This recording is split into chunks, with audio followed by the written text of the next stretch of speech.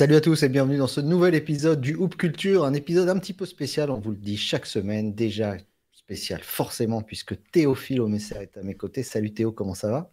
Bah écoute, ça va très bien, Pierre. Quand c'est le dimanche, de toute façon, ça va toujours bien, parce que non seulement on taffe pas, et en plus, il y a Hoop Culture, donc ça peut être que du kiff.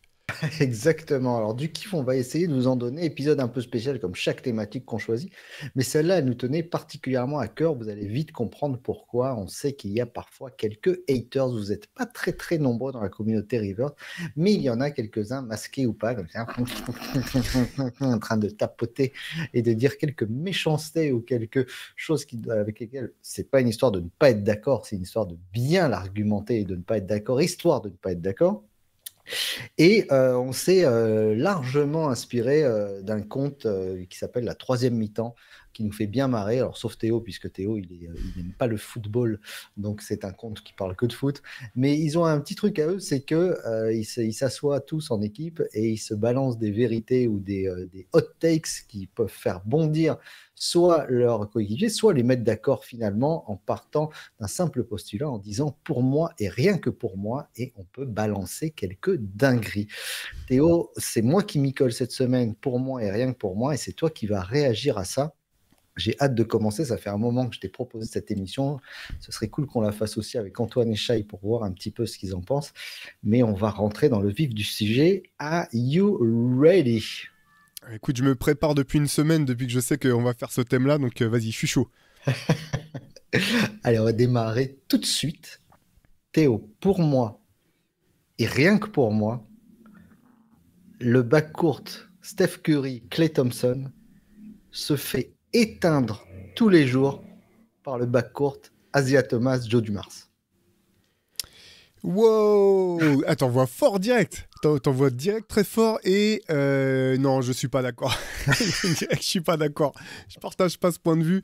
Par contre, oui, c'est bien parce que tu sais, quand t'as commencé, t'as ménagé le suspense. Je me demandais vraiment quel backcourt t'allais sortir. Et ouais, Dumars et Isaiah Thomas, c'est vraiment, vraiment très bien choisi parce qu'effectivement, c'est un des meilleurs duos, un des meilleurs backcourts des années 90 et de la fin des années 80. Non, je pense pas qu'il se fasse éteindre. C'est toujours compliqué de comparer des époques aussi différentes comme ça, mais c'est vrai que, tu vois, j'avais jamais pensé à cette confrontation de duo. Limite, t'as envie de les voir, tu sais, Steph et Clay avec leur jeu normal, enfin, le jeu qui est le leur, mais avec les règles des années, les règles défensives des années 90, tu vois, des années 80, pour voir un petit peu ce que ça donnerait. Mais j'ai l'impression que le talent offensif, quand même, de Clay et de Steph fait ils se seraient pas fait éteindre. Après, je pense pas qu'il y en ait aucun des deux qui puisse défendre correctement qui puisse tenir Isaiah Thomas. Mais, ouais, c'est très très. Donc tu commences fort. Franchement, j'aurais pas du tout pensé à cette confrontation-là. C'est top pour commencer. Donc explique-moi, donne-moi ton justificatif du coup. Alors, je me suis basé sur leur première finale, leur premier titre en tout cas, 2015 pour les Splash Brothers et 1989 pour Asia Thomas et Joe Dumars.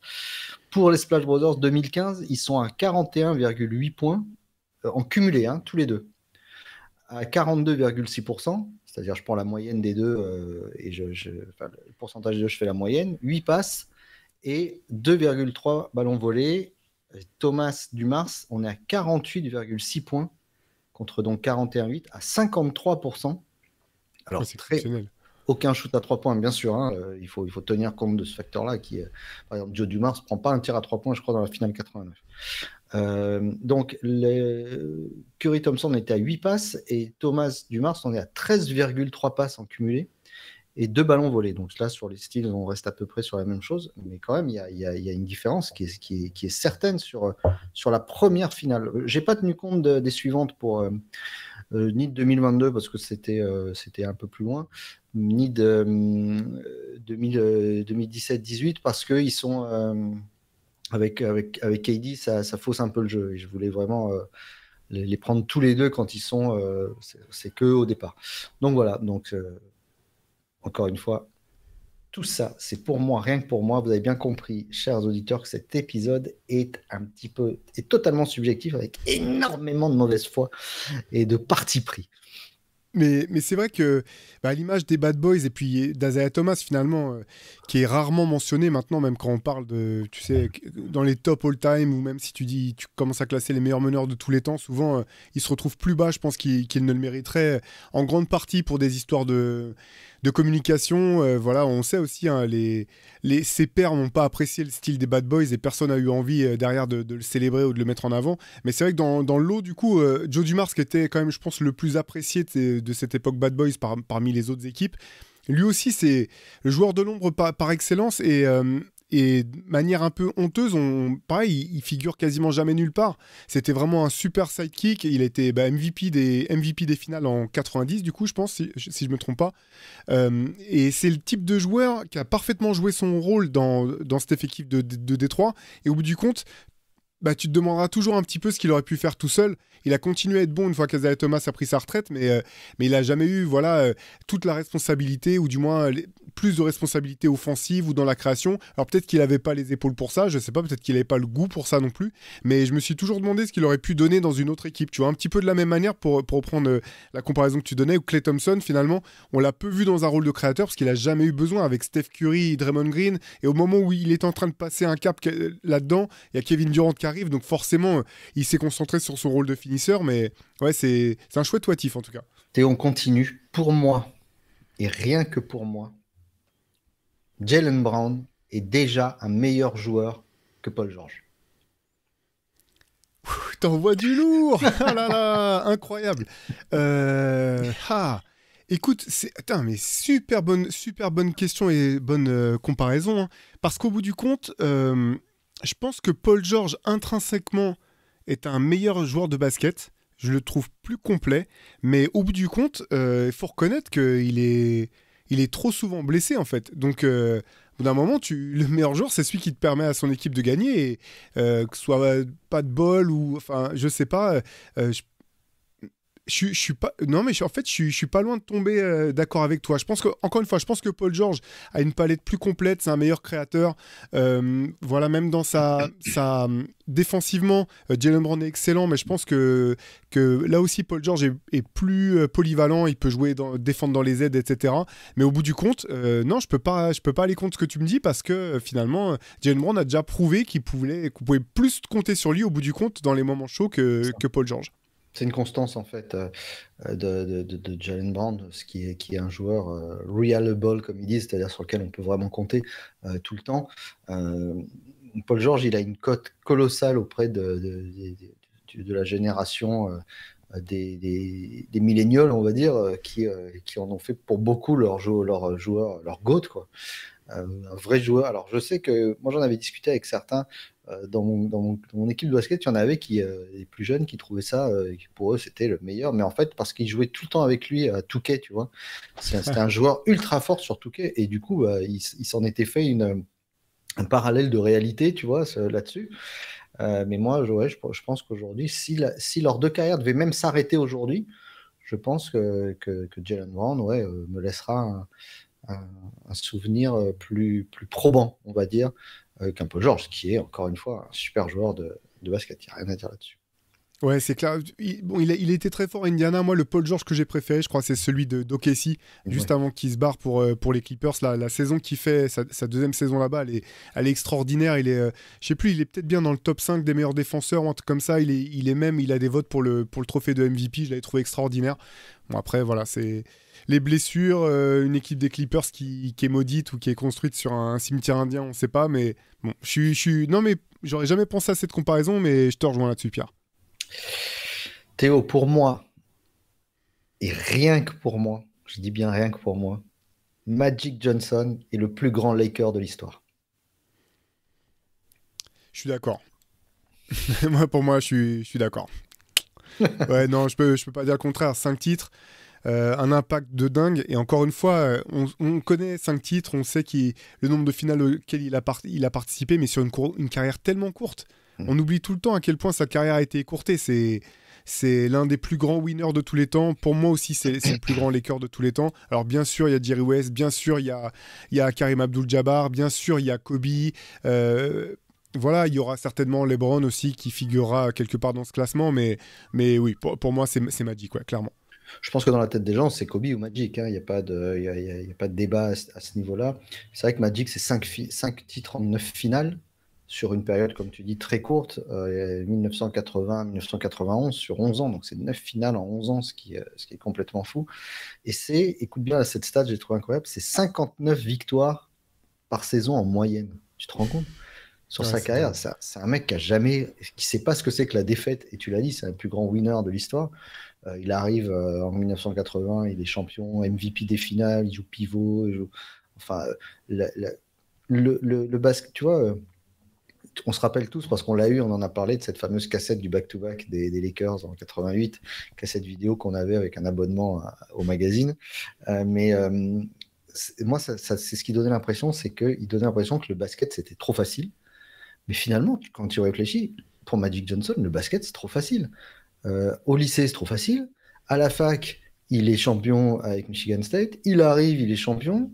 Après, c'est des finales, en veux-tu, en voilà. Bon, il se mange Larry Bird, mais heureusement qu'il y a Larry Bird en face. Sinon, ils auraient eu 9 victoires, 9 victoires en 9 finales. Après, il y a une dimension physique qui arrive à l'époque des Pistons et avec les Bulls qui fait qu'ils sont barrés, mais ils ramènent quand même les Lakers en finale. Après, il passe les 10 000 passes en carrière plus tard, en 1996. On va pas reparler de la conférence de presse de 91. On en a longuement parlé récemment dans un CQFR avec les gars sur le choc que ça nous avait tous fait. Il y a l'image de ce All-Star Game 92. Il y a ce sourire pendant la Dream Team dont il est, pour moi, le visage absolu. Hors Jordan, au niveau marketing, c'était Jordan et les autres. Au niveau plaisir et au niveau du respect des autres, etc. Je pense que c'était lui l'image de cette Dream Team-là. Et il a fait le kiff de sa vie, il ne s'en est pas caché. Donc pour moi, oui, oui, même si Kobe fait 20 ans, mais il y a quand même des périodes sombres de Kobe. Alors je ne parle pas du bonhomme, hein, je parle sportivement, bouffé par un contrat, notamment par son contrat qui leur a permis de rien faire pendant des années, des blessures terribles. Voilà, ça c'est le destin qui voulait ça, mais pour moi, voilà. Et puis sans Magic, il n'y a pas de Showtime. Sans le Showtime, la NBA n'est pas ce qu'elle est certainement aujourd'hui. Et voilà, et puis il est celui qui nous a fait rêver, qui nous a donné envie d'avoir ce maillot Purple and Gold bien avant tout le monde, en fait. Ouais, non, mais c'est clair. Puis moi, je reviens tout le temps à ça, en fait, parce qu'à l'époque, même moi, je me rendais pas compte.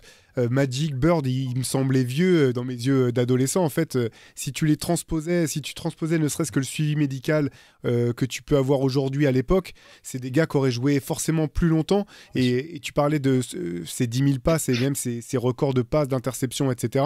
Il serait tellement plus haut. Enfin, il a pas les records, mais les nombre totaux de ces totaux de passes, d'interceptions, de passes en playoff, etc. Il serait tellement plus haut que ce qu'il est. C'est incommensurable, le Magic. Pour moi, Théo, et rien que pour moi, je dis bien et je le répète, rien que pour moi, sans la partie FIBA de sa carrière, Melo n'est pas une légende. Je ne suis on ne peut plus d'accord avec toi, Pierre Armand. Super joueur, hein. Qu'est-ce que je l'aimais quand il est sorti de Syracuse. J'avais les yeux comme ça. Je me disais mais quel talent. Il était souriant. Tu sais, il était. Bien sûr, il y avait le phénomène LeBron, mais Carmelo, c'était un vrai truc. On oublie. Hein. Il a été dans la course pour le rookie de l'année tout du long. Son équipe a fait les playoffs, ce qui n'était pas le cas des Cavs. Super joueur. Mais la meilleure version de lui, ça a vraiment été en FIBA. Hein. Ouais. Complètement, je l'avais re-raconté une fois, mais j'étais dans la salle là, quand il a mis, je sais plus, 37 points en 14 minutes, ou une folie comme ça face au Nigeria aux Jeux Olympiques 2012. Je me suis dit, mais c'est impossible un joueur comme ça, quoi. Et ce que j'ai jamais compris, c'est pourquoi c'était à ce point difficile de transposer une partie de son jeu FIBA dans le jeu NBA, c'est-à-dire qu'il arrête un petit peu de faire 15 jab steps, des isolations, de tuer tout le mouvement du ballon pour prendre des tirs plus simples. Bon, dommage. Ça a été un grand joueur NBA, un des meilleurs scoreurs, voilà, ça c'est clair. Mais pour moi, effectivement, c'est le pan de sa carrière FIBA qui vraiment en fait un Hall of Famer pour moi. Oui, c'est ça. Alors, on le voit tout le temps. Il se crée en plus un peu, comme essaye de faire Paul Pierce souvent, de créer cette légende en étant toujours sur le bord du terrain, toujours à se faire remarquer, toujours.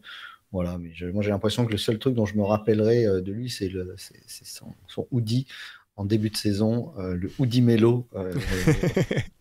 C'est clair. Non, mais bien sûr, il sera Hall of Famer, mais je suis d'accord, grâce à ses médailles, et uniquement grâce à ses médailles, n'y a pas de débat là-dessus. Pour moi, et rien que pour moi, Théo, si on enlève les blessures, et si il était à 100% de ses capacités, Lonzo Ball est un meilleur joueur que Ja Morant. Ouh. Oh, mais non, t'es inspiré, hein, vraiment. Lonzo Ball. Alors. Non, je pense pas que je partage. Je pense pas que je partage. En fait, ce qui m'a vraiment fait mal au cœur pour Lonzo Ball, dont j'aime vraiment le jeu, c'est qu'au moment de sa grave blessure là, qui lui a coûté 2 ans de sa carrière, il avait commencé à énormément progresser dans son tir à 3 points, ce qui était vraiment la dernière faille en fait de son jeu. Voilà. Hier, enfin cette semaine, il a rejoué enfin en pré-saison. T'as dû voir les images, Pierre, c'était chouette. Standing ovation quand il rentre sur le terrain. Premier tir qu'il prend, c'est un tir à 3 points, ça tombe dedans. Derrière, voilà, il a fait un très bon match. Ça faisait vraiment plaisir de voir Lonzo sur le terrain. Donc, oui, je pense que ça aurait vraiment été un très fort joueur. Et j'espère encore, il est encore suffisamment jeune pour rattraper le cours de sa carrière si jamais son genou le lui permet. Mais Ja Morant, j'ai l'impression qu'il y a un talent intrinsèque qui est vraiment au-dessus en fait. Ce côté un petit peu intangible qui fait que même à l'œil ou dans les performances, tu vois que c'est un cran au-dessus. J'ai l'impression que Ja Morant c'est quand même au-dessus de Lonzo Ball.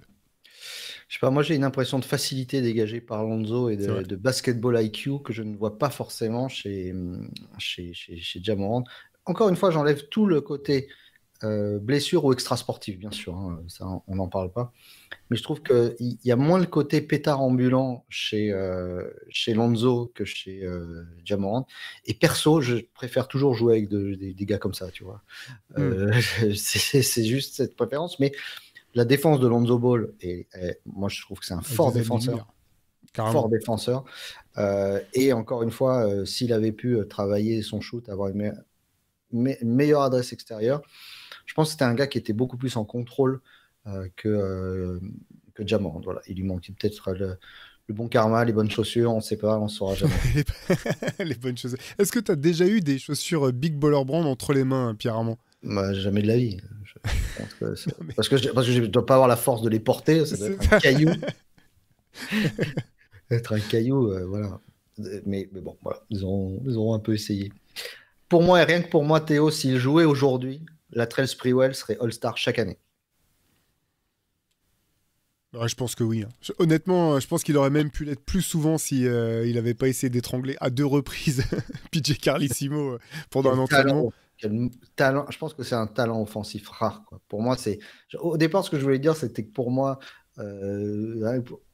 comment dire, Latrell Sprewell aurait été meilleur que Paul Pierce, mais je ne suis pas allé jusque-là. Mais je pense qu'aujourd'hui, dans la NBA d'aujourd'hui, il aurait tapé des cartons incroyables. Ouais, c'est clair. Si vous n'êtes pas... Si vous rappelez de la fin de Latrell Sprewell, ça vaut le coup quand même d'aller mater des highlights de ces dunks époque Warriors, et puis même au début avec les Knicks, ouais, son 2 pieds de main là, avec la balle derrière la tête, comme tu montres, Pierre Armand, c'est un truc de malade. Il a même été first team All-NBA, si je me trompe pas, une saison, donc c'est pour voir, enfin ça montre bien le talent incroyable du gars. Et effectivement, derrière, il y a cette suspension longue, et puis derrière un déficit d'image, un problème d'image qui fait que individuellement il est plus difficile à sortir du lot. Il est aussi dans une équipe d'Enix après qui est hyper collective, donc même s'il fait partie des meilleurs scoreurs avec Alan Houston, les tâches sont réparties, donc tu peux pas briller autant que quand tu es dans un autre dans un autre style d'équipe. Mais oui, je partage carrément ton avis. Pour moi, et rien que pour moi, Domantas Sabonis est l'un des meilleurs intérieurs de ces 20 dernières années. Alors faut aller compter là, mais ouais. En fait, j'ai ce problème avec Sabonis, c'est que j'adore le jeu du gars, vraiment. Mais c'est peut-être parce que je l'ai pas suffisamment vu en situation dans des matchs voilà, qui comptent, quoi. Mauvaise équipe, évidemment. Voilà, On regarde jamais les Kings. Ben, même, tu vois, la saison dernière, je les ai trouvés décevants toute l'année, honnêtement. Et vraiment, j'ai trouvé que c'était faire un gros pas en arrière que de ne pas réussir à sortir du play-in. Mais la saison précédente, qui avait été très bonne, à la surprise générale, c'était chouette. C'est chouette, les Kings. C'est un bon joueur, un bon passeur, vraiment un excellent joueur de basket. Mais j'ai l'impression qu'il lui manque un truc quand même pour être au-dessus, tu vois, Alors, c'est peut-être qu'on l'a pas. Voilà, c'est peut-être ce que tu dis. Les joueurs autour, c'est peut-être qu'on l'a pas vu dans des matchs à la Muerte, et j'espère que ça arrivera. Mais j'aime bien le joueur, mais il me reste. J'ai un petit coup d'inachevé pour l'instant. Mais il déçoit rarement quand même, hein. C'est vrai. Si tu regardes le box score à chaque fois, la NBA pour Domantas Sabonis, c'est tout droit, hein. C'est presque un triple-double par soir et c'est sans forcer. Il est un peu comme son père. Il a cette impression de jamais forcer, d'être. Moi, je le trouve super élégant en plus, coéquipier exemplaire. Donc, j'ai beaucoup, beaucoup de plaisir à le voir jouer. Malheureusement, alors, DeMar DeRozan étant aux Kings, je vais peut-être regarder un peu plus les Kings cette année. Mais bon, c'est vrai que c'est pas l'équipe que tu regardes au départ, même si en effet, il y a 2 ans, ils étaient assez enthousiasmants. Mais juste pour, tu parlais de son père, c'est vrai que c'était exactement ça. C'est un mec qui était content d'être dans le collectif, qui essayait pas du tout de tirer la couverture à lui, et dont la trajectoire aurait été tellement différente si il n'avait pas eu ces 2 graves blessures au tendon d'Achille si tôt dans sa carrière. C'est, enfin, pareil, chercher des images du jeune Sabonis avec le maillot de l'URSS, là, Je dirais Wilt. c'est n'importe quoi. Ouais, c'est ça, c'est exactement ça. Théo pour moi, et rien que pour moi, si on garde le côté meneur pur et qu'on enlève le versant scoring, Rajon Rondo est top 10 all-time et il n'est pas 10e.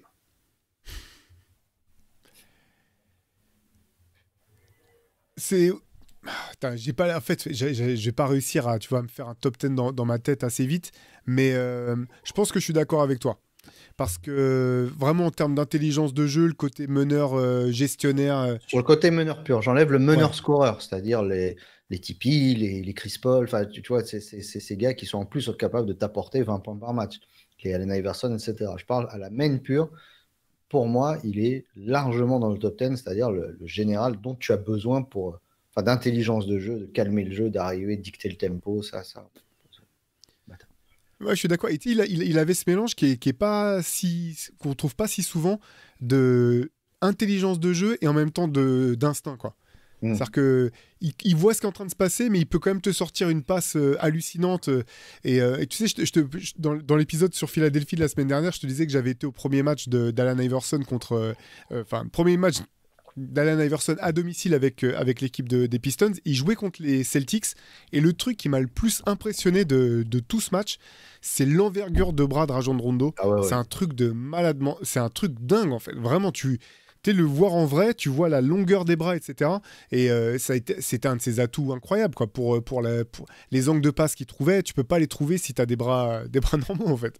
Non, la manière dont il enroulait ses bras autour des joueurs pour trouver Ray Allen dans le corner ou un autre à l'opposé, mais voilà, tapez les highlights de Rajon Rondo, profitez-en un petit peu pour aller voir ça. Pareil, vous avez des dingueries de passes. Tout le monde dit toujours Jason Williams. Mais regardez Rajon Rondo, ce qu'il balance, c'est complètement fou. C'est complètement fou. Je suis retombé la semaine dernière justement sur une passe. Alors je sais pas si c'était au lycée ou si c'était en AAU ou un truc comme ça, ou même avec Team USA en jeune, mais il est avec Kenneth Farid.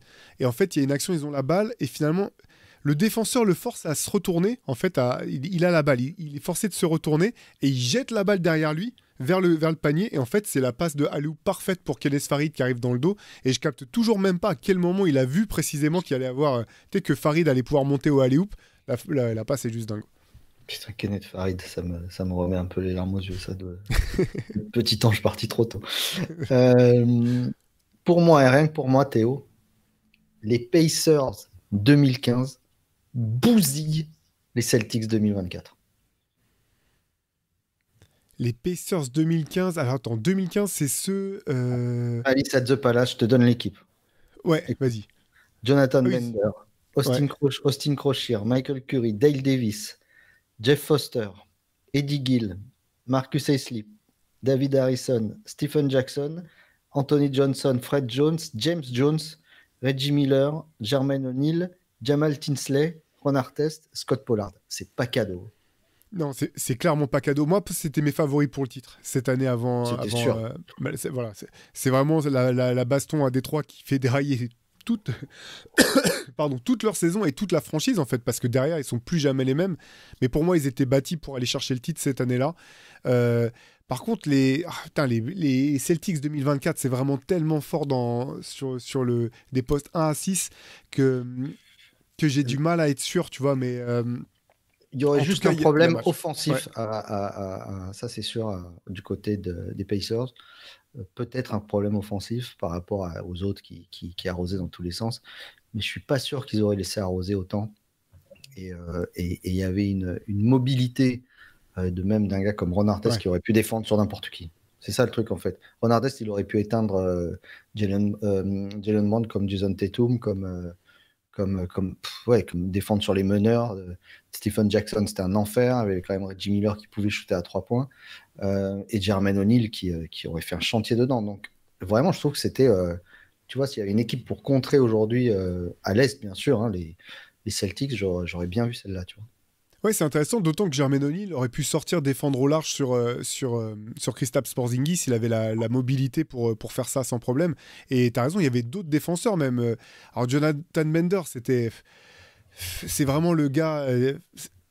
le talent était fou, mais voilà, problème de santé. Je me rappelle d'un match, je regarde la première mi-temps, je me dis, mais c'est Tracy McGrady ce mec-là, en fait, c'est pas possible, quoi. Et deuxième mi-temps, blessé, quoi. Il sort, enfin, j'ai l'impression que c'était un résumé de sa carrière en un match, quoi. Ah ouais, non, mais c'est sûr, mais quel talent dans cette équipe. Quelle équipe. J'en ai une, elle est facile, on va aller vite là-dessus. Pour moi, rien que pour moi, Théo, Derek Fisher, surcoté de fou malade.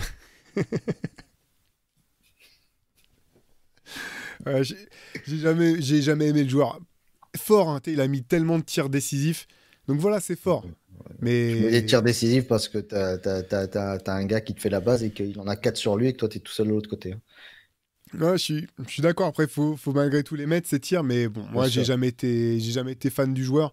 Il y a les belles histoires. Tu racontais dans un précédent épisode, là, quand il était du côté du Jazz, là, quand il revient en dernière minute, après avoir été Je pense un gars plutôt sympa. Bon, il est un peu fâché après d'autres pour des histoires, pour des histoires un peu intimes, mais bon, c'est son problème. Quoi que tu sais quoi, j'ai vu que c'était le coach. Alors, je sais pas si c'est en lycée ou en AU, c'est le coach des fils de Matt Barnes quand même. Donc, ils ont dû se rabibocher suffisamment pour que. J'espère. Ouais. Mais sinon, ils vont faire des suicides. Le dernier truc quand même sur Derek Fisher, pour moi, qui a toujours été comment on dit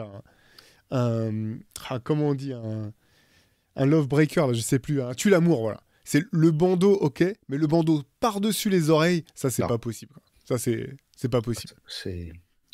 Mais rien que pour ça, ça devrait être DNP. C'est DNP et à côté, même pas coach decision, headbands on ears. C'est exactement. Théo, pour moi, et rien que pour moi, le LeBron James de 2018 est la meilleure campagne individuelle de playoff all-time. Alors attends, moi je suis nul en année 2018. Alors rappelle-moi ce qu'ils font. C'est 2018, ils battent les Pacers où ils mettent, je crois, 1 ou 2 shoots décisifs au buzzer. Ils sweep Toronto derrière avec son shoot sur un pied. Ouais. Ils gagnent en 7 matchs, Game 7 gagné à Boston. Il met 51 points et J.R. Smith lui flingue le reste de la campagne. Mais sur les 3 séries et d'ailleurs le Game 7 à Boston qui gagne, je ne sais pas si tu te rappelles de ce match où il met je ne sais plus combien de points, enfin lui tout seul il gagne. Pour moi, j'ai rarement vu un joueur aussi fort. On a vu par exemple Jordan planer sur les finales 93, Dwayne Wade planer sur 2006, mais sur une campagne de playoff, j'ai rarement vu quelqu'un autant bien jouer, mais surtout autant craint de la part des autres. C'est-à-dire qu'à chaque fois qu'il faisait un truc, tu vois les autres en face. Je me rappelle des Raptors qui prennent ce shoot, qui restent assis sur la table de vin pendant 5 minutes, genre. Mais sérieux, lui, tu vois, c'était. Voilà, pour moi, c'était. Parce que l'équipe, elle est plus celle de 2016, elle est moins forte, elle est moins motivée, elle est en bout de course, elle est complètement en bout de course. Ce qu'il fait, c'est fou. Je te dis juste sur la campagne de playoff, 34, 9 et 9. Ok. Ouais. Yeah, c'est vrai que c'est chaud. Moi, j'ai l'impression que la plus grosse campagne de playoff que j'ai vue, c'est Shaq. Alors, je sais plus si c'est 2000 ou 2001, l'une des deux saisons, là, où vraiment. Aussi. C'est rouleau compresseur, tu peux rien faire. Et franchement, je le redis encore, hein, ce Shaq-là, tu le mets à n'importe quelle époque. Tu peux le mettre maintenant si tu veux. L'effet, c'est le même. C'est juste injouable. Par contre, tu as raison sur LeBron. Ce qui est fou pour LeBron, c'est qu'il en a eu plusieurs, en fait, des parcours en playoff comme ça. Parce que, alors, j'ai pas les stats en tête, mais tu sais, le premier titre des Warriors, là, où André Iguodala, tu comprends toujours pas pourquoi il est élu MVP des finales. Pour moi, c'est LeBron largement le MVP des finales. Et son parcours en playoff avec une équipe diminuée, c'est n'importe quoi, en fait. Je suis d'accord. Je suis d'accord. Mais moi, il m'avait donné une impression de puissance, j'avais rarement vu. Ah, j'en ai Ouais, une qui t'as va te raison. plaire. Ouais. Pour moi, et rien que pour moi, Théo, Kirk Heinrich, top 10 des meilleurs arrières défensifs all-time. Là, tu cherches à me plaire, hein, parce que tu connais mon kiff pour Kirk Heinrich. J'ai Moi l'impression que aussi. top 10 all-time, c'est sans doute un peu haut quand même. Euh, pour des arrières, il y en a eu quand même hein, des arrières dans ce rôle-là. Non, tu crois pas? Il y en a eu, mais il est pas loin. Dur, il est. Attends. Un mec comme Joachim Noah et Derrick Rose te racontent clairement, j'ai eu le plaisir d'écrire dans le MOOC, dans le dernier MOOC sur la défense sur Joachim Noah, et il disait que le patron de la défense, c'était lui. Le capitaine, celui qu'ils appelaient captain, c'était Kirk Heinrich, quoi. Et il a dit, j'ai jamais vu un mec aussi dur, quoi. C'était, pourtant, il payait pas de mine, hein. Il pouvait éteindre n'importe qui et enfin, un coffre-fort. Mais moi, j'adorais le joueur. Honnêtement, il faisait partie pour moi des joueurs éternellement sous-cotés. C'est vrai qu'il y a une anecdote de. Je sais plus quel match de playoff où les Bulls perdent parce que Joachim Noah a. Alors, c'est même pas qu'il a fait la mauvaise rotation, c'est qu'il a mis trop de temps à faire la bonne rotation et du coup, les Bulls perdent le match. Et il raconte que pendant une semaine et demie, il osait pas regarder Kirk Heinrich dans les yeux, quoi. Parce que Kirk Heinrich voulait même pas lui parler tellement il était vénère après lui. Donc. Ouais, alors top 10 all-time sur des arrières défensifs, je pense que c'est peut-être trop haut. Par contre, top 10 des arrières les plus sous-cotés, oui, là, je te rejoins complètement. D'ailleurs, dans les conférences de presse dont vous parliez, vous aviez l'autre jour, vous avez oublié celle de Joachim Noah qui balance sur Cleveland parce que Ah c'est quand même oui, un t'as grand, raison. grand moment. Et ça lui a valu d'aller de se faire exploser à Cleveland tout le temps. Euh, pour moi, et rien que pour moi, mais peut-être pas rien que pour moi, mais il y a des gens qui vont pouvoir faire débat. Nando De Colo, top 3 all-time équipe de France. Moi, c'est mon joueur français préféré de tous les temps. Je l'ai dit, je le redis et je le redirai. Donc, top 3 d'équipe de France. Équipe de France, Alors, hein, pas joueur ouais, français. Équipe de France. ouais, équipe de France. Sur le palmarès, je pense que oui. Je pense que c'est forcément oui. Voilà, j'étais tombé sur une vidéo de Laurent Sierra là, qui trouvait ça honteux qu'on ait retiré le numéro de Tony Parker en équipe de France. C'est vrai que ça peut faire débat. Et surtout, ce qu'il soulignait à juste titre, c'était dans ce cas-là, bah, qu'est-ce que tu fais pour ceux qui sont passés avant? Les Rigaudot, les Bonato, même des générations précédentes voilà, qui ont mouillé énormément le maillot. Mais oui, je pense que sur le palmarès, de toute façon, ça va être quoi? C'est lui, Boris Diaw, Tony Parker et peut-être Nicolas Batum qui est peut-être pas loin sur le Ouais. palmarès aussi. C'est Mais ce je niveau-là, pense quoi. je pense qu'Evan est pas loin sur le palmarès aussi, hein, parce que C'est vrai. C'est vrai, il est arrivé au moment effectivement où l'équipe de France gagnait systématiquement. De Colo, il a eu le. Alors c'est aussi l'âge, mais c'est vrai qu'il a participé à. Il a fait la charnière aussi. Il est arrivé vraiment au tout début de l'ère Collet, en fait. Je crois que sa première campagne, c'est les campagnes de qualif, là. Et derrière, ça a déroulé. Moi, c'est mon joueur français préféré. Pas beaucoup de vent, mais derrière avec son coach, je pense que c'est les deux joueurs français qui m'ont fait le plus vibrer. Et puis, je le dis aussi parce qu'il faut le dire parfois, quoi. Le joueur est incroyable, mais je crois que le personnage l'est tout autant, voire plus. C'est un des mecs, franchement, pour avoir croisé quand même pas mal de joueurs pro au fil des années, c'est des gens qui sont tellement dans un univers particulier que tu peux pas être vraiment quelqu'un de normal, en fait. T'es dans ta compétition tout le temps, t'es un compétiteur de malade, etc. T'as des attentes, le public. Nando De Colo, il a réussi ce truc, c'est d'être un compétiteur féroce. Il est sûr de ce qu'il peut apporter et c'est vraiment pas quelqu'un qui manque de confiance. Et déjà, première interview que j'avais faite avec lui, c'était au tout début à Cholet. Il était déjà plein de confiance et en même temps d'humilité, quoi. Et c'est une espèce de mélange très très rare, quel que soit le milieu. Parce que là, je parle du sport, mais toi, tu le sais bien aussi. Et puis, rarement dans la musique, c'est un peu pareil. C'est vraiment rare de trouver des gens qui arrivent à avoir ces deux aspects et d'être un compétiteur acharné et en même temps d'avoir l'air très équilibré dans leur vie perso. Bref, c'est un super joueur et un mec en or. Moins un mec en or, mais quand même, pour moi, et rien que pour moi, sur la période 1999-2006, Mos Def est le meilleur MC du monde.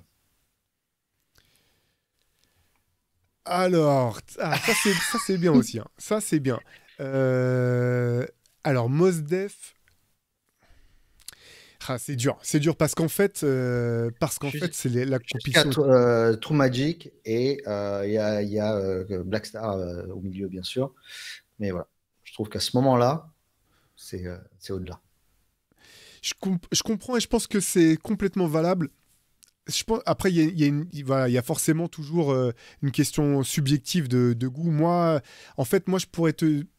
Ça se chevauche un peu, tu vois, mais parce que pour moi, limite de 95 à... Enfin, faut que j'arrête de bafouiller. Je vais te dire pourquoi j'hésite à te répondre. C'est parce que moi, j'ai quasiment la même chose pour Prodigy de Mobb Deep, en fait. Et je pense qu'entre voilà, 95 à peut-être 2003, c'est peut-être lui le meilleur rappeur du monde. Donc, c'est marrant parce que c'est un peu les deux faces d'une même pièce, j'ai l'impression, ils sont aussi distincts l'un que l'autre, par leur style de musique et par leurs propos, que tu peux retrouver des similitudes dans la qualité de l'écriture, la technique, etc. Donc, je suis pas sûr de partager, mais je comprends par contre, c'est un argument complètement valide, Pierre. Il y a un côté d'amener le jazz dans le hip-hop que je trouve Mos Def fait, alors que Q-Tip a fait, hein, avec Tribe, il n'y a pas de problème, mais ils sont plusieurs, mais que lui fait seul, je trouve qui est à nul autre pareil. Voilà. Prodigy, lui, il amène l'énergie folle qui est la sienne, cette atmosphère sombre. Tu as l'impression que dès que tu l'entends, la lumière, elle s'éteint et qu'il y a juste un petit néon qui qui clignote dans le fond d'un tunnel, Là, dans le fond. dans un tunnel qui goûte, tu vois. Donc, il t'emporte quelque part. Mais Mos Def, quel que soit le morceau, tu vois, moi, je suis transporté au Blue Note à New York, dans un club de jazz un peu enfumé. Et voilà. Donc, mais tout ce que je te dis depuis le début est totalement subjectif. Non, bien sûr. Moi, tu sais, limite, un des albums que j'ai préféré de Mos Def, c'est l'album qui s'appelle The Ecstatic, qui est sorti plus tard, je recherchais la date, il est sorti en 2009. Mais j'aime beaucoup Black on Both Sides, tu vois, j'ai beaucoup aimé quand c'est sorti. Je comprends l'engouement qu'il y a autour de cet album. Parfois, je suis un peu étonné il y a des tas de gens pour qui c'est le meilleur album, c'est un des meilleurs albums de tous les temps. Moi j'aime beaucoup l'album, mais je suis pas aussi accroché à ce disque qu'à d'autres de l'époque. Par contre, celui dont je te parlais juste avant, là, je l'ai trouvé incroyable parce que je m'attendais plus à grand-chose de Mos Def, honnêtement, The Ecstatic. Je pensais que voilà, il y avait des trucs un peu bizarres et j'ai adoré cet album-là. Moi, ce qui emporte mon adhésion, si tu veux, c'est un morceau. Alors, c'est pas celui-là qui me fait dire, mais je peux prendre un exemple. Ou Miss Says, qui est sur Black on Both Sides. Enfin, je pense que sur scène, s'il le souhaite, s'il a la bande-son et si tu lui balances du Mobb Deep, je pense que Mos Def, en fan, peut donner le change, enfin, donner cette impression en imitant, etc. Personne fait Miss Says. Personne des années 90 peut le faire. C'est impossible.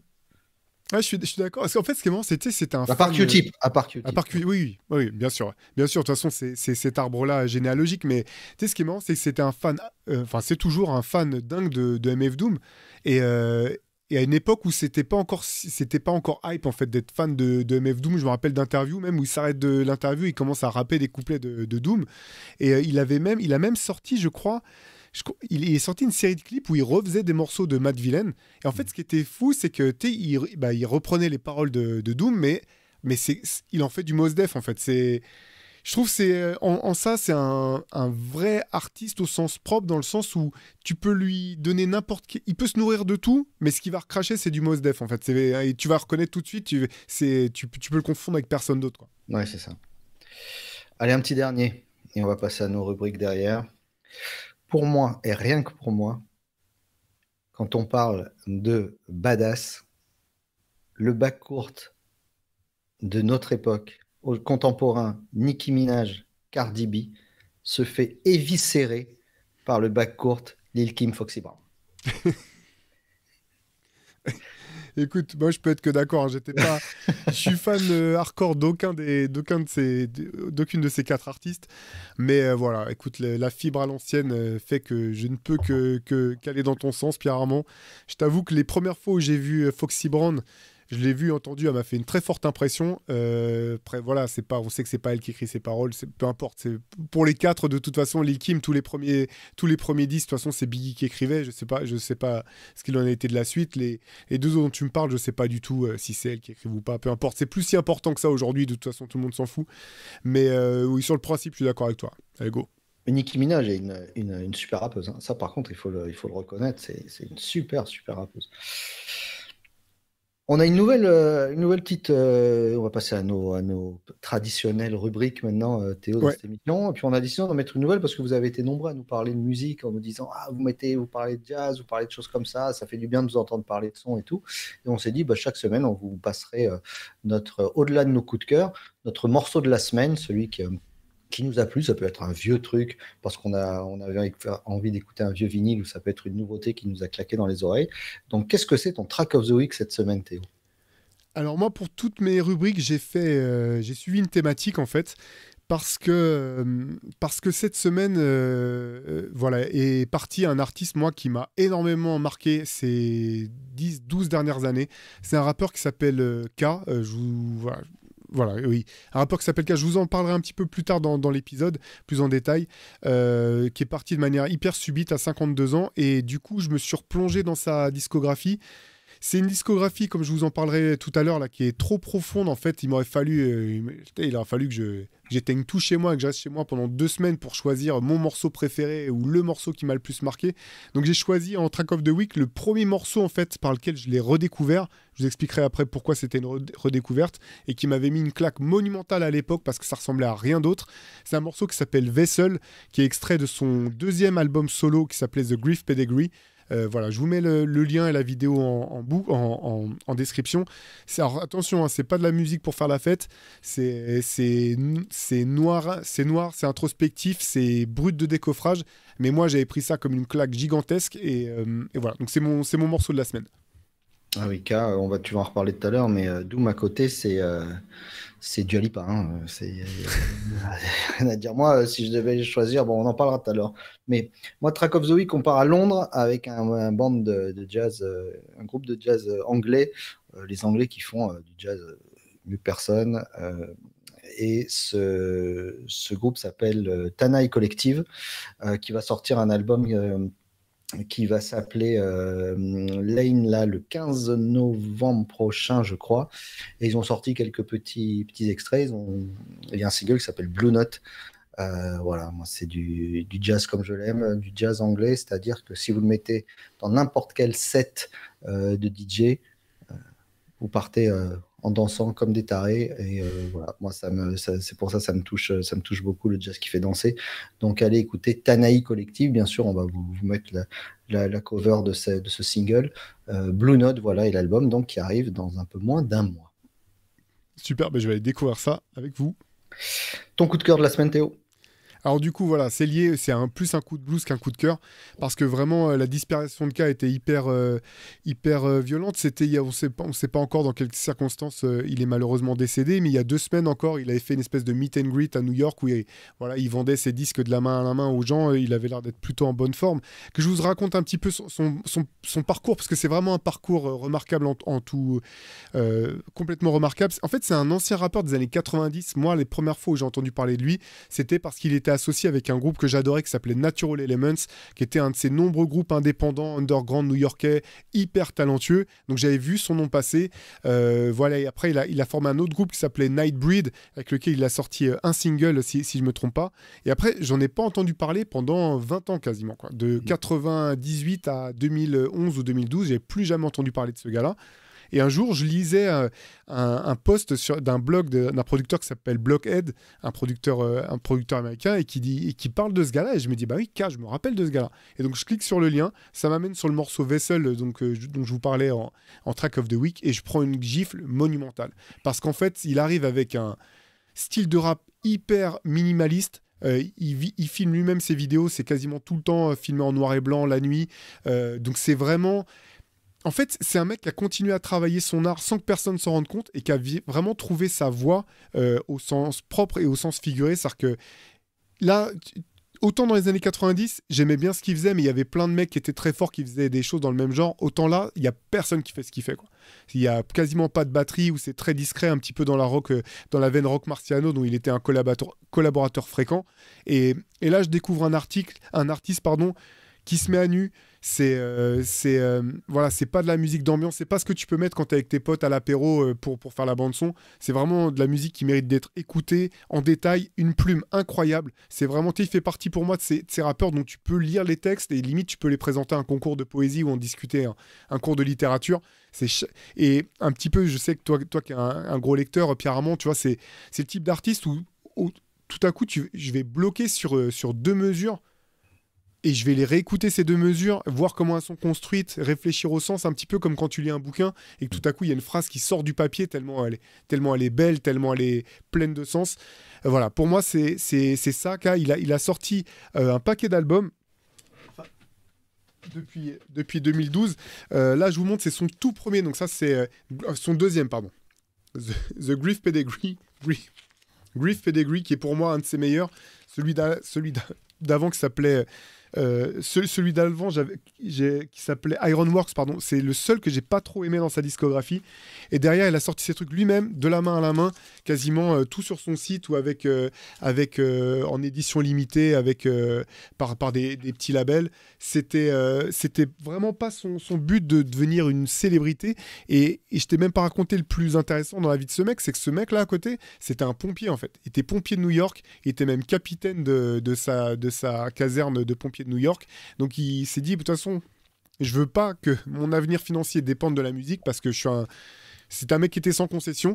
Donc il faisait son taf la journée, il écrivait sa musique le soir.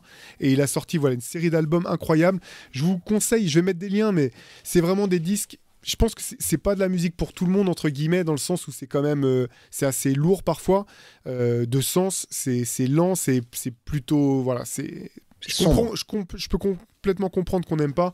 Moi, je vous montre un de ces albums qui est l'un de mes préférés pour moi, c'est Honor Killed de Samurai.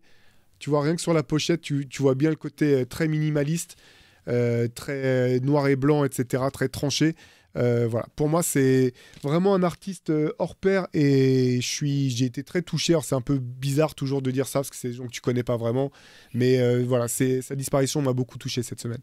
Il y a beaucoup de monde qui a été touché. Hein. Questlove, Akhenaton, on a parlé, a fait un post en disant j'ai souvent été triste, mais rarement comme aujourd'hui, en perdant ce personnage, qui d'ailleurs, tu parlais qui était pompier, et il fait partie des héros du 11 septembre, hein, Ouais. qui sont partis dans les tours le 11 septembre pour secourir les gens. Moi, je l'avais découvert avec un morceau avec Rock Marciano, justement, qui s'appelait Soapbox sur Night Gambit. Ouais.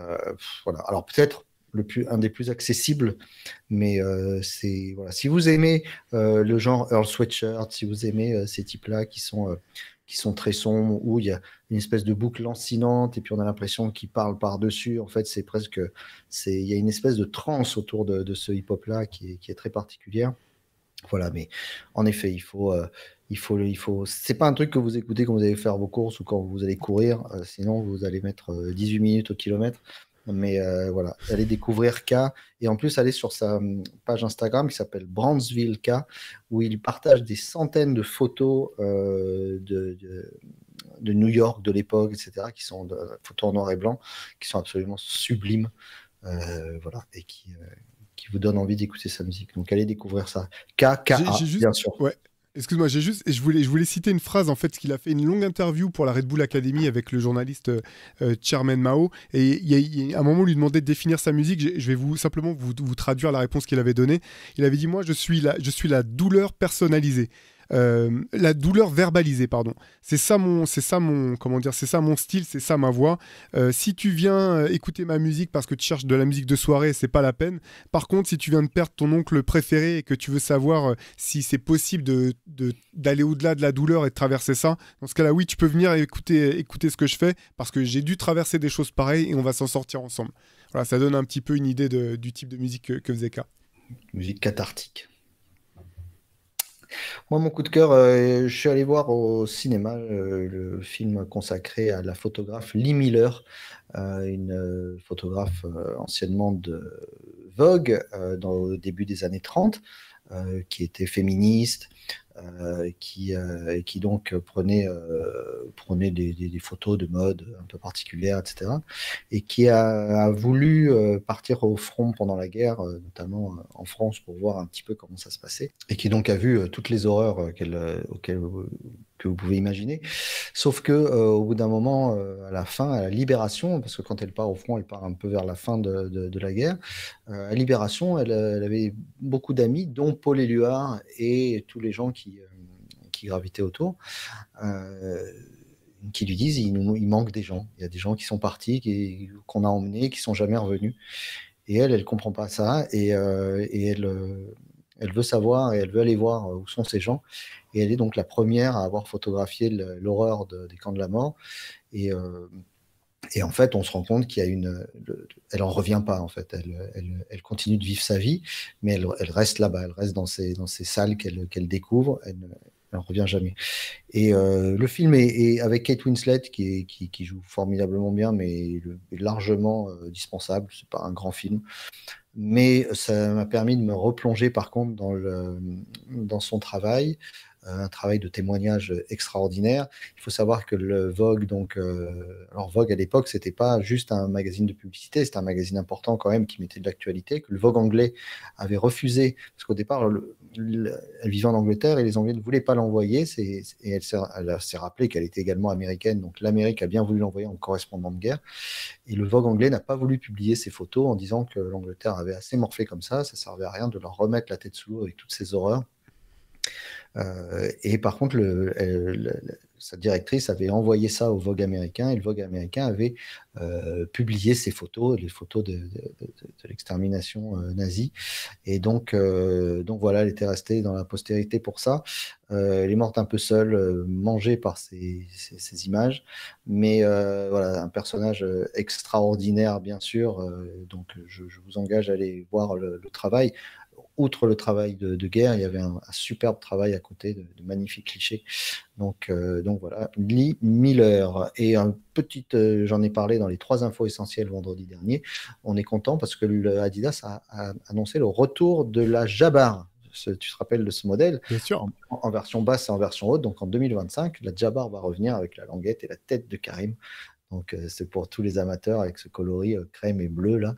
Ce sera l'occasion de remettre le pied dans un modèle que vous avez aimé. J'ai kiffé. Je les ai eu en blanche, moi, avec la petite tête de Jabbar en noir. Là, ça avait dû être édité au début des années 2000. Là. C'est ça. Super, super chaussures. On passe à nos reliques? Non, j'ai un coup de gueule. Ah, vas-y, vas-y. Ça, je me régale, parce que je les connais pas non plus, donc je les découvre en même temps que vous. C'est pas un gros coup de gueule, mais cette semaine, donc, il y a eu des entrées au Hall of Fame, enfin la semaine dernière, une cuvée dont on aurait pu, qui n'est pas la plus grande du monde, mais aujourd'hui, et pourtant tu sais que je l'aime bien, il est derrière moi, il est derrière toi aussi.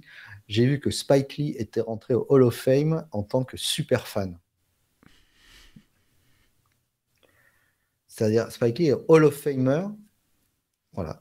Donc, qu'en est-il, Théophile, de toi, de moi, où depuis 1991, on se lève toutes les nuits pour regarder des matchs, qu'on a claqué tous nos PEL à chaque fois pour aller voir un match tout en haut comme des merdes à aller bouffer un hot dog dégueulasse. Voilà, alors qu'on a récompensé 4 millionnaires là, qui sont assis courtside, qui du coup vont à un match sur 12, qui vont voir que les playoffs, et genre, super fan, les gars, Hall of Famer avec la bague. Les gars, stop. On va faire entrer n'importe qui Hall of Fame, mais si eux, super fans, nous, à quoi on a droit, quoi?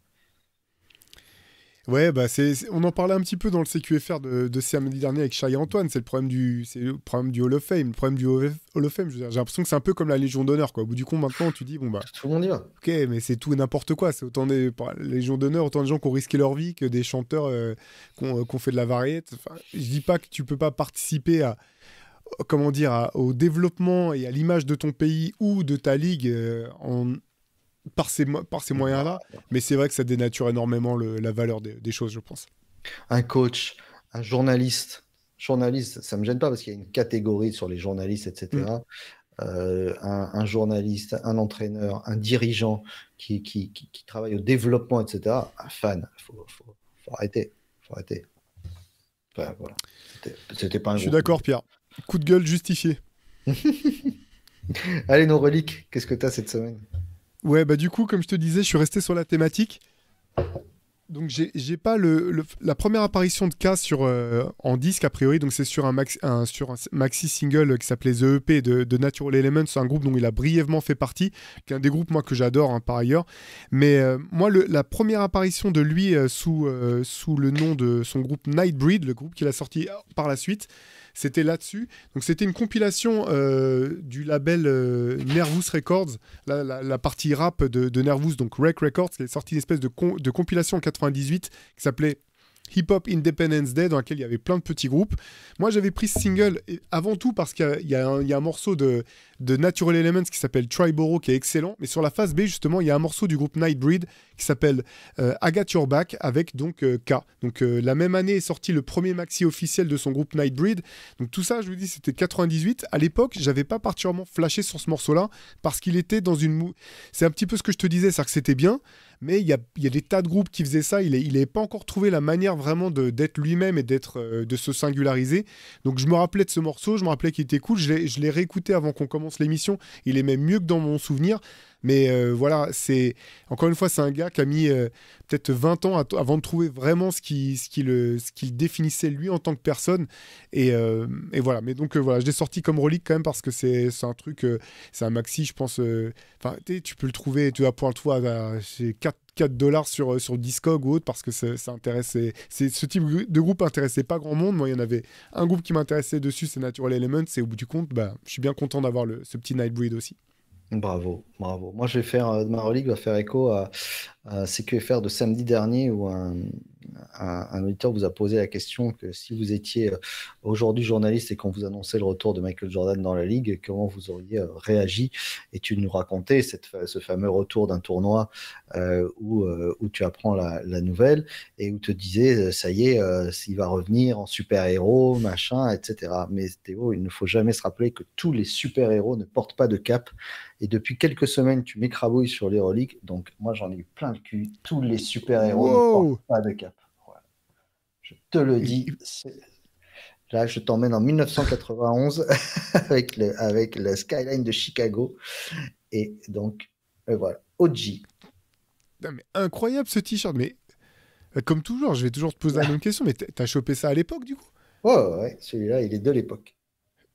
J'ose pas le laver, j'ai peur qu'il sorte blanc.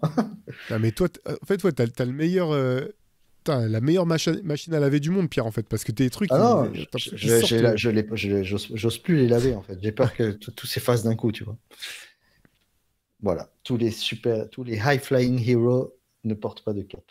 Il est réussi celui-là, hein, parce qu'il faut bien reconnaître quand même que dans les années 90, il y a eu un paquet de t-shirts immondes qui seraient immettables aujourd'hui, mais celui-ci, il est vraiment cool, quoi. Ouais, et il y en a un paquet ils sont en train de ressortir certaines collections qui ressemblent étrangement aux années 90 avec ces couleurs si particulières, un peu flashy qu'on se croirait un cours d'aérobic. Donc, époque Véronique et Davina pour les plus anciens d'entre nous. Ou pire avec cette fameuse chanson, c'est l'apérobic. Ça, c'était pire que tout. Je sais pas si tu te rappelles de ça. C'était pas loin de la fin du monde.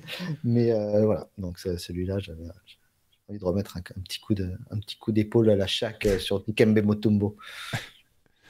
Parfait, Pierre, merci encore une fois d'avoir dirigé cette émission de main de maître, hein. Franchement, tu m'as vraiment scotché là, avec tes avis tranchés et tes hot takes tout le début de l'émission. N'hésitez pas à nous dire d'ailleurs, vous, ce avec quoi vous êtes d'accord, pas d'accord. Comme toujours, on lit ça avec plaisir avec Pierre Armand, on vous répond dès qu'on en a l'occasion. Qu'est-ce que tu as de prévu pour cette semaine ? Bon, écoute, tranquillement, réécoutez le podcast, cette émission sur Radio Grenouille, sur Marseille, puisque nous sommes sur YouTube, nous sommes en podcast, mais nous sommes aussi sur la bande FM, et ça nous fait trop plaisir. C'est vraiment la Sainte Trinité, presque, on y est là, ça y est, on est FM, vidéo et podcast. Je vois pas ce qu'on peut avoir de plus, peut-être la télé, mais on saurait pas où aller. Donc, on va rester comme ça, donc on va s'écouter ça. Et puis, petite émission Hangtime, et puis voilà, et puis surtout, attends, il n'y a pas la NBA qui reprend cette semaine, là? Absolument, ça va reprendre, mais effectivement, tu fais bien de le souligner. Tous les mardis, Hangtime, bien sûr, sur Radio Grenouille, et puis après, on peut réécouter en podcast. Profitez-en pour découvrir toutes les pépites que sortent Elodie, Pierre Armand et toute l'équipe là-bas. Nous, on vous donne rendez-vous la semaine prochaine pour un nouveau Culture, comme toutes les semaines. Profitez bien du reste de votre dimanche ou de votre semaine si vous nous écoutez un peu plus tard, et puis nous, on a déjà hâte de vous retrouver. Ciao à tous. Salut.